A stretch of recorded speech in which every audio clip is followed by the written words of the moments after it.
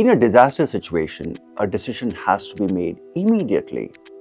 A life can be saved but only by bypassing established procedure. If you follow the rules, you may lose the life, but if you act immediately, you may violate the rules. What should take priority, the procedure or the person? This is a dilemma at the heart of the case study asked in 2023 mains, and today's session we will be discussing this case. Let's get the case details first.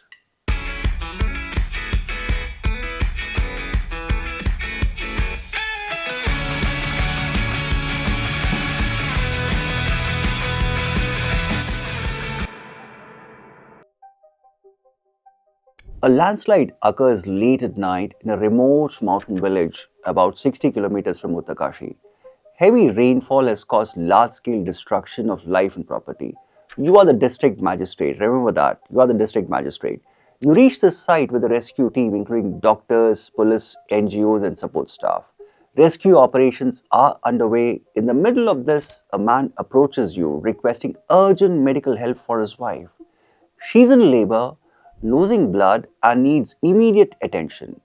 The medical team examines her and informs you that she requires an immediate blood transfusion. On checking, you find that there are few blood bags and test kits available in the ambulance. Some members of your team have also volunteered to donate blood. However, there's a complication. As a trained physician, you know that blood transfusion must be carried out only through recognized blood bank. Your team is divided. Some believe the transfusion should be carried out immediately to save her life. Others oppose it, citing medical protocol and legal risks. The doctors are willing to proceed, but only if they are assured that they will not face any legal consequences. Now you face a difficult decision. In this case, you are required to answer two questions. First, what are the ethical issues involved in this situation? The second question is, what are the options available to you as the district magistrate? Now remember, as the district magistrate, and how would you evaluate them? So the task here is not just to decide, it is first to understand the problem clearly and then respond with a reasoned course of action. To identify the ethical issues in this case, we must first understand the context clearly. This is a disaster situation with immediate risk to life, limited resources, and urgency of action. Within this context, a pregnant woman requires an urgent blood transfusion to survive. However, medical protocol requires that blood transfusion be carried out only through a recognized blood bank. The first ethical issue relates to the value of protection of life. There is an immediate risk to the life of the woman and the unborn child. Failure to act promptly may result in loss of life. The second ethical issue relates to rule of law and procedural integrity. Medical protocol exists to ensure safety and prevent harm. Ignoring them may expose the patient to medical risks and weaken institutional standards. The third issue is the conflict between these two values. Saving life requires immediate action. Following procedures requires adherence to protocol. This creates a genuine ethical dilemma. However, there's an additional layer. In this case, you're not acting as a physician, you're acting as a district magistrate. This leads to fourth ethical issue, that is role responsibility. As district magistrate, your role is not to perform medical procedures, but to ensure that appropriate decisions are taken within the framework of law and administration. At the same time, you cannot ignore an immediate threat to life. So the question becomes, how should a public authority exercise judgment when technical expertise and administrative responsibility intersect?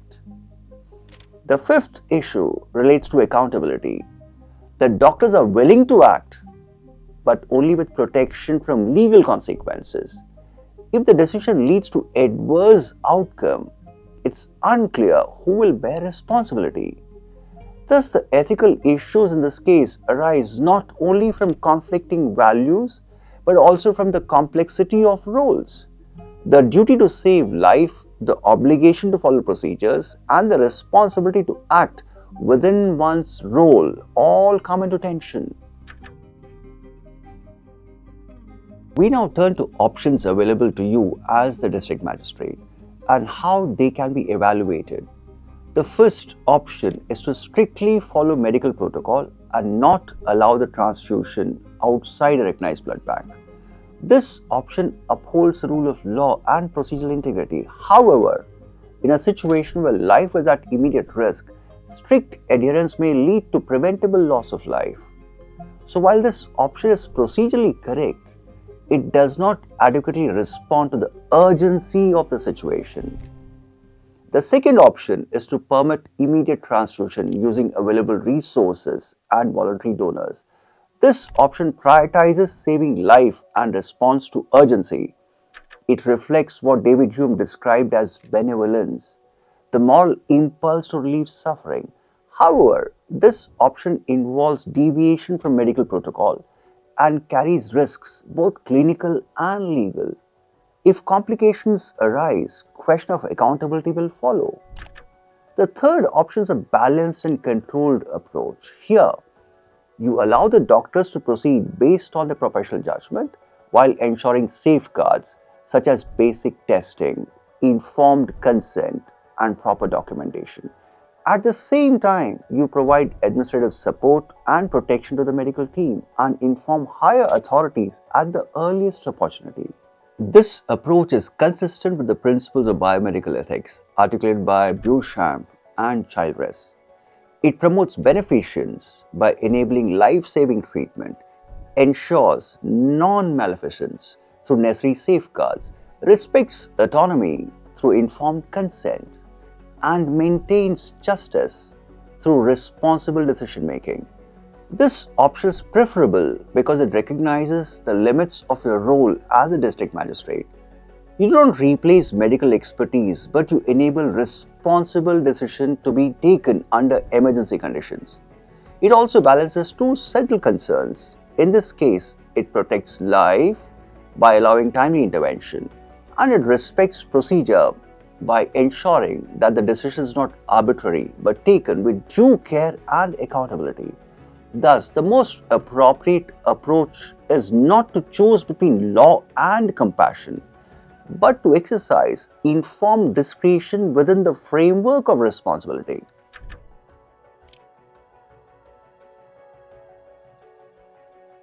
The most appropriate course of action is to allow the transfusion under controlled conditions based on the professional judgment of the medical team. At the same time, necessary safeguards must be ensured, including basic testing, informed consent, and proper documentation. Administrative support must be extended to the doctors, and higher authorities should be informed at the earliest. This decision is justified because it gives priority to the protection of life in an emergency situation, while ensuring that action taken is responsible, not arbitrary. As district magistrate, the role is not to perform medical procedures, but to enable timely and accountable decisions when expertise and urgency intersect.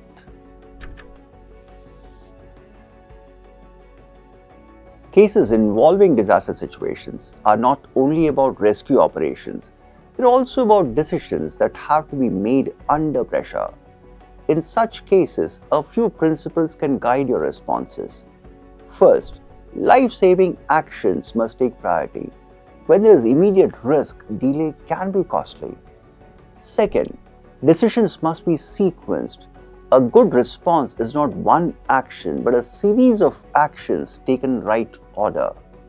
Third, clarity of role is important. As an administrator, your responsibility is not to replace expertise, but to enable timely and accountable decisions. Fourth, urgency does not mean absence of responsibility. Even in emergencies, decisions can be reasoned, proportionate, and documented. And finally, disaster situations often require the use of discretion. But discretion is not arbitrary choice, it is a judgment exercised within the framework of responsibility. Because in the end, these case studies are not testing whether you know the correct procedure. They're testing whether you can decide what must be done when following procedure alone is not enough. So long, happy learning.